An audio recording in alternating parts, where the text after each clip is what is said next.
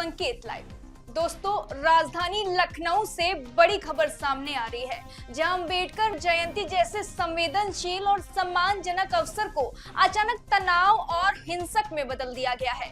दरअसल बंथरा नगर पंचायत क्षेत्र के शिवपुरा स्थित अंबेडकर नगर में डॉक्टर भीमराव अंबेडकर की प्रतिमा पर माल्यार्पण को लेकर ऐसा विवाद खड़ा हुआ कि देखते ही देखते दो पक्ष आमने सामने आ गए और मामला गाली गलौज से होते हुए मारपीट, पथराव और यहां तक कि फायरिंग तक पहुंच गया।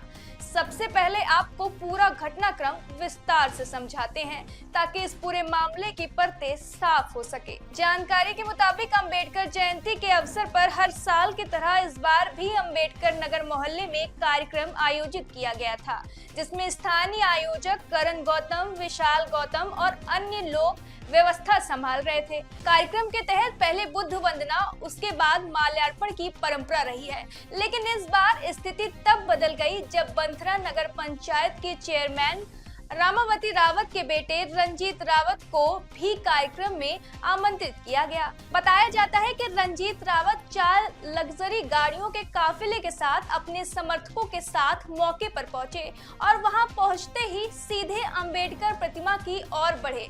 आरोप है कि उस समय कार्यक्रम स्थल का गेट बंद था, जिससे उन्होंने अपने समर्थकों के साथ लात मारकर खोल दिया और अंदर प्रवेश कर गए। जैसे ही उन्होंने बिना तय क्रम के माल्यार्पण करने की कोशिश की, आयोजकों ने उन्हें रोका और कहा कि पहले बुद्ध प्रार्थना होगी, उसके बाद ही माल्यार्पण किया जाएगा। यहीं से विवाद की शुरुआत हुई। क्या हुआ भैया आपके साथ? यार चेयरमैन ने गोली मारी है, इनके साथ सभी को मारी है। क्या बात है, क्या कारण हुआ कि गोली मारी है? अरे हम लोग बाबा साहब का आज कार्यक्रम था तो माला ऊपर करने आ रहे, हमने कहा 2 मिनट रुक जाइए, भैया आ जाए, बस उसी में धक्का मुक्की और मारने का प्रयास। हम लोग कौन लोग थे गोली मारने में?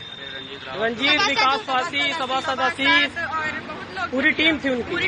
ईंटे तो चलाए, वो छोटे बच्चे के भी लगा, इसके भी ईंटे मार रहे थे। रंजीत किस बात को लेकर गोली मारे हैं? वहाँ भैया वो उनको रोकना था, तो उसके बाद हम लोग बोले वो जबरदस्ती माला चढ़ाने लगे, कह रहे हम चढ़ाएंगे, वहाँ पे बहुत वंदना होनी थी। आते बोले यहाँ मार होगा बस। बताया जा रहा है कि रंजीत रावत और उनके समर्थक इस बात से नाराज हो गए और उन्होंने समय की कमी का हवाला देते हुए जबरन प्रतिमा पर माल्यार्पण कर दिया। इसके बाद माहौल गर्मा गया और दोनों पक्षों के बीच कहासुनी शुरू हो गई, जो कुछ ही मिनटों में गाली गलौज में बदल गई और फिर स्थिति इतनी बिगड़ गई कि मारपीट शुरू हो गई। प्रत्यक्षदर्शियों के अनुसार दोनों पक्षों के लोगों ने लाठी, डंडे, ईंट, पत्थर, सरिया तक का इस्तेमाल किया, जिससे कई लोग घायल हो गए। इतना ही नहीं, घटना के दौरान 2 राउंड फायरिंग होने की बात भी सामने आई है। हालांकि राहत की बात यह रही कि किसी को गोली नहीं लगी, लेकिन इस तरह की घटना ने पूरे इलाके में दहशत का माहौल पैदा कर दिया है। घटना में घायल हुए लोगों में करण गौतम, विशाल गौतम के अलावा दूसरे पक्ष के सरवन नाम का युवक शामिल बताया जा रहा है, जिनके सिर में गंभीर चोट आई है। घटना के बाद जब एक पक्ष के लोग शिकायत लेकर बंथरा थाने पहुंचे तो वहां भी स्थिति सामान्य नहीं रही। आरोप है कि रंजीत रावत के समर्थक वहां भी पहुंच गए और थाने परिसर में ही विरोधी पक्ष के लोगों को मारने के लिए दौड़ा पड़े। हालात बिगड़ते देख पुलिस ने तुरंत कार्रवाई करते हुए पीड़ितों को थाने के अंदर सुरक्षित कर दिया, लेकिन इस दौरान धक्का मुक्की में थाने के कार्यालय का शीशा टूट गया, जिससे स्थिति की गंभीरता का अंदाजा लगाया जा सकता है।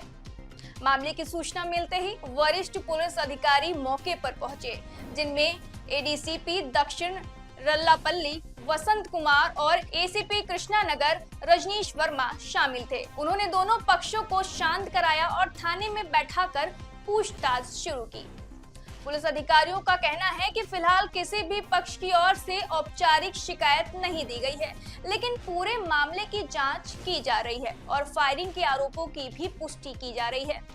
डीसीपी साउथ अमित कुमार आनंद के अनुसार सुबह मारपीट की सूचना मिलने के बाद पुलिस मौके पर पहुंची और पता चला माल्यार्पण को लेकर विवाद हुआ था।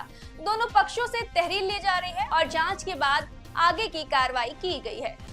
अब इस पूरे घटनाक्रम में सबसे बड़ा सवाल उठता है कि आखिर एक श्रद्धांजलि कार्यक्रम जो सामाजिक समरसता और सम्मान का प्रतीक होना चाहिए था, वह इतनी बड़ी हिंसा में कैसे बदल गया? क्या यह सिर्फ प्रोटोकॉल और परंपरा को लेकर हुआ विवाद था या इसके पीछे स्थानीय राजनीति और वर्चस्व की लड़ाई छिपी हुई है? फिलहाल पुलिस हर एंगल से जांच कर रही है और यह पता लगाने की कोशिश कर रही है कि इस पूरे विवाद की असली वजह क्या थी और इसमें कौन कौन जिम्मेदार है। लेकिन इतना जरूर है कि अंबेडकर जयंती जैसे महत्वपूर्ण अवसर पर हुई यह घटना समाज के लिए एक चिंताजनक संदेश छोड़ गई है।